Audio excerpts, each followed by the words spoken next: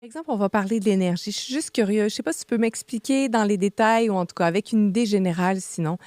Par exemple, les gens n'ont pas beaucoup d'énergie, puis je suis convaincue que ça résonne déjà chez plein de gens qui nous Tu écoutent en pourrais ce moment. proposer Dans un cas type, une cliente, on va l'appeler Madame X, quels sont les changements que tu amènes qui font en sorte qu'elle retrouve de l'énergie? ouais.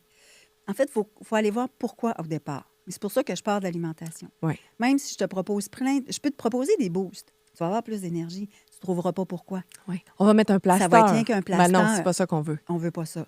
Fait que c'est d'aller voir pourquoi. La première chose, c'est on regarde son alimentation. Est-ce qu'elle mange assez de protéines?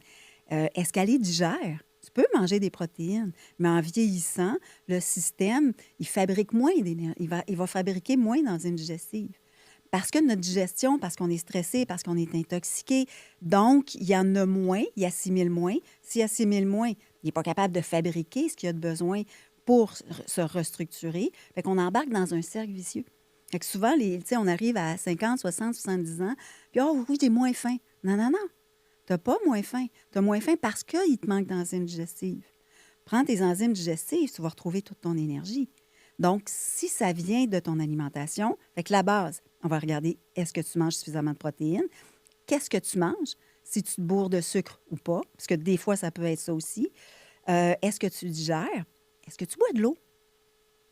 Souvent, je pose la question aux gens, bois-tu de l'eau? Oh oui. Mais il y a un calcul, combien tu en bois? Tu sais, quelqu'un qui pèse 300 livres, 100 livres, ils n'auront pas besoin de la même quantité. Fait que de faire le calcul va te donner, toi, ce que tu as besoin de boire. Fait que là, tu vas commencer à retrouver aussi ton équilibre. Après ça, on va aller voir qu'est-ce qui reste. Quand ça va être stabilisé, puis ça, c'est Allez assez voir rapide. Pourquoi tu es fatigué? Quand est-ce que tu es fatigué? Tu es fatigué le matin dès ton réveil? Ou c'est en fin d'après-midi? Ça ne sera pas la même chose. Si c'est dès ton réveil, comment tu dors? Est-ce que tu dors bien? Te lèves-tu une, deux, trois fois? Ah oui, mais c'est pour faire un pipi. Non, non, non. Tu ne devrais pas te réveiller pour faire un pipi. Tu te couches, tu te lèves le lendemain matin. C'est pour ça qu'on peut être plus fatigué de Ben oui, jour. Ben parce que tu viens couper ton sommeil. Donc, ton sommeil n'est pas récupérateur. La nuit, c'est là que ton corps se régénère.